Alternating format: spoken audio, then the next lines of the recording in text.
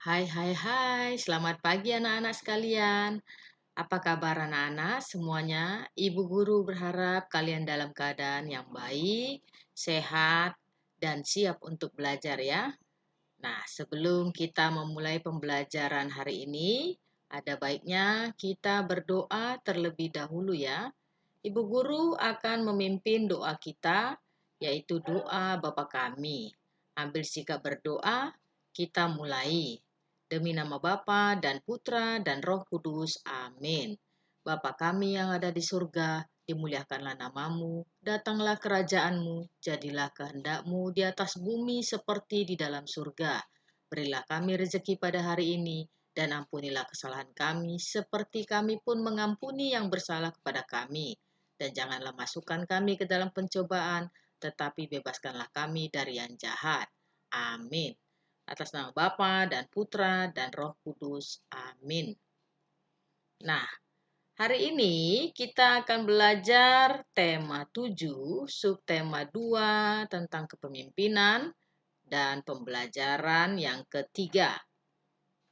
Adapun muatan pembelajaran kita yang akan kita pelajari hari ini adalah ilmu pengetahuan sosial atau IPS. Nah, Nana, kita lihat terlebih dahulu tujuan pembelajaran kita hari ini. Tujuan pembelajaran kita hari ini adalah siswa dapat menganalisis posisi dan peran Indonesia dalam kerjasama di bidang ekonomi, politik, sosial, budaya, teknologi, dan pendidikan dalam lingkup ASEAN.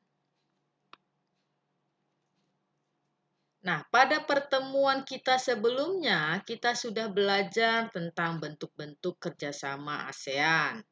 Nah, sekarang Ibu Guru akan mengulang kembali atau mereview pembelajaran kita pada semester yang lalu. Ibu Guru sudah menjelaskan tentang ASEAN.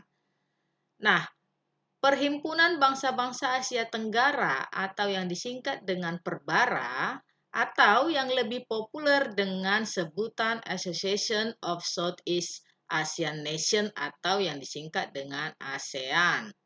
Ini merupakan sebuah organisasi geopolitik dan ekonomi dari negara-negara di kawasan Asia Tenggara yang didirikan di Bangkok pada tanggal 8 Agustus 1967 melalui Deklarasi Bangkok oleh negara-negara pendirinya, yaitu Indonesia, Malaysia, Filipina, Singapura, dan Thailand. Nah, salah satu tujuan ASEAN ini adalah untuk mensejahterakan wilayah Asia Tenggara melalui berbagai bentuk kerjasama di berbagai bidang. Bidang-bidang yang dimaksud itu adalah di bidang politik dan keamanan, pendidikan, ekonomi, juga sosial dan budaya. Tujuan kerjasama bidang sosial dan budaya antar negara-negara ASEAN ini adalah agar tercipta kerukunan dan kemajuan bersama. Nah, kerjasama bidang sosial dan budaya ASEAN dilaksanakan oleh COSD atau Committee on Social Development. Nah, Komite on Social Development atau COSD merupakan komite non-ekonomi dalam ASEAN yang menangani masalah pengembangan sosial.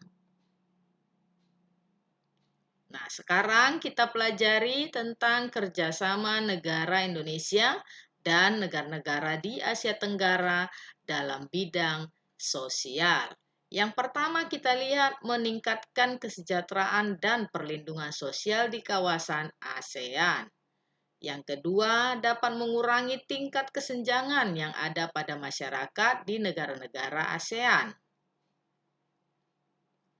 Nah, kemudian yang ketiga kita lihat ada pembentukan kelompok kerja ASEAN. Yang keempat, pembentukan kelompok kerja kota-kota ASEAN yang berwawasan lingkungan. Dan yang kelima, penanganan bencana alam yang terjadi di negara ASEAN. Hal ini penting dilakukan mengingat kawasan ASEAN ini terletak di kawasan rawan bencana. Nah, sekarang kita lihat kerjasama negara Indonesia dan negara-negara di Asia Tenggara dalam bidang budaya.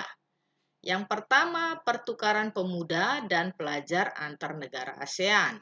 Nah, para pemuda dan pelajar ini memiliki kesempatan untuk mempelajari budaya-budaya negara setempat.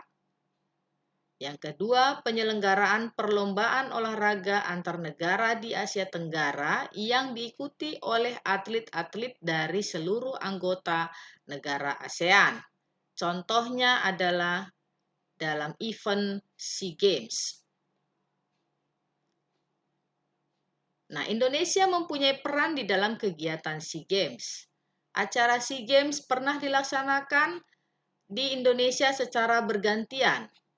Acara SEA Games ini dilaksanakan setiap 2 tahun sekali dan tempatnya selalu berganti-ganti sesuai dengan kesepakatan bersama. Nah, Indonesia pernah menjadi tuan rumah SEA Games ke-26 pada tahun 2011.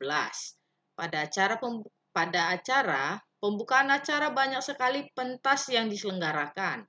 Ada hiburan nyanyian, marching band, dan tari-tarian daerah setempat. Nah, sekarang kita lihat kerjasama negara-negara di Asia Tenggara dalam bidang pendidikan. Yang pertama, deklarasi kerjasama pendidikan yang bertujuan mencapai masyarakat ASEAN. Kemudian yang kedua, peduli terhadap pendidikan. Yang ketiga, pelaksanaan program pertukaran pelajar se-ASEAN. Yang keempat, kerjasama di bidang ilmu pengetahuan dan teknologi. Dan yang kelima, kerjasama untuk meningkatkan kualitas sumber daya manusia sehingga mampu bersaing dengan masyarakat dunia. Kemudian kita lihat peranan Indonesia dalam kerjasama ASEAN di bidang pendidikan. Nah, yang pertama, mendukung program pertukaran pelajar dengan memberikan beasiswa kepada para pelajar yang berprestasi. Kemudian yang kedua, menyediakan sarana pendidikan yang memadai untuk meningkatkan kualitas dan daya saing pelajar Indonesia. Yang ketiga, menyusun kurikulum pendidikan yang tepat. Dan yang keempat, kerjasama dengan negara-negara lain untuk mengembangkan ilmu pengetahuan ataupun teknologi. Nah, selain itu juga, berikut ini kerjasama negara Indonesia dan negara-negara di Asia Tenggara dalam bidang sosial yang erat kaitannya dengan bidang pendidikan. Nah, yang pertama, pembentukan jaringan perguruan tinggi se-ASEAN. Yang kedua, menyediakan sarana pendidikan berupa sekolah dan perlengkapan sekolah yang sangat memadai. Yang ketiga, melakukan pertukaran antar pelajar dari negara-negara setiap anggota ASEAN. Nah, demikianlah pembelajaran kita pada hari ini. Semoga kalian dapat memahami pembelajaran yang sudah Ibu jelaskan ya. Ibu guru senantiasa mendoakan kalian dan keluarga tetap dalam lindungan Tuhan yang Maha Esa. Sampai bertemu kembali di pembelajaran berikutnya. Nah, sebelum kita mengakhiri pembelajaran hari ini, kita tutup dengan doa Salam Maria. Ibu guru akan memimpin doa kita. Ambil sikap berdoa, kita mulai. Demi nama Bapa dan Putra dan Roh Kudus. Amin. Salam Maria, penuh rahmat, Tuhan sertamu. Terpujilah engkau di antara wanita dan terpujilah buah tubuhmu Yesus. Santa Maria Bunda Allah, doakanlah kami yang berdosa ini sekarang dan waktu kami mati. Amin. Demi nama Bapa dan Putra dan Roh Kudus. Amin. Nah, terima kasih anak-anak. Sekian dulu. Sampai bertemu kembali. Salam sehat.